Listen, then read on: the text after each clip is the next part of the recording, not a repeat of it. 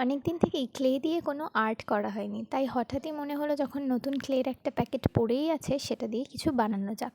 Soft clay হলে কোনো অসুবিধা হয় না সেটা দিয়ে কাজ করতে, কিন্তু যখনই এই দুটো কম্পাউন্ড মিক্স করে মোল্ডেড ক্লে দিয়ে কাজ করা হয় তখনই অনেক প্রবলেম থেকে থাকে।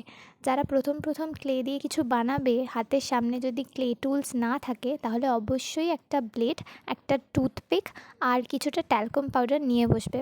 ট্যালকাম পাউডারটা ইউজ করলে হাতে ক্লেটা একটুই জড়াবে না আর পুরো কাজটা নিট অ্যান্ড ক্লিন হবে। আমিও কিন্তু এই ঘরোয়া জিনিসগুলোকেই ক্লে টুল হিসাবে ইউজ করে এই আর্ট পিসটা বানিয়েছি। আর যখন কোনো এরকম টাইপের আর্ট পিসের কাজ হবে তখন সেটা একটা প্লাস্টিক শিটের উপর করাই ভালো, কারণ যখন আর্টটা পুরো শুকনো হয়ে যাবে তখন সেটা রিমুভ করলে একটা নিট অ্যান্ড ক্লিন লুক আসবে। আর এই আর্ট পিসটা একদম শুকনো হয়ে গেলে তারপরেই রং করতে হবে। ফার্স্টে একটা হোয়াইট কালারের কোটিং দিতে হবে আর তারপর কালার করতে হবে। So yeah, that's for today, by.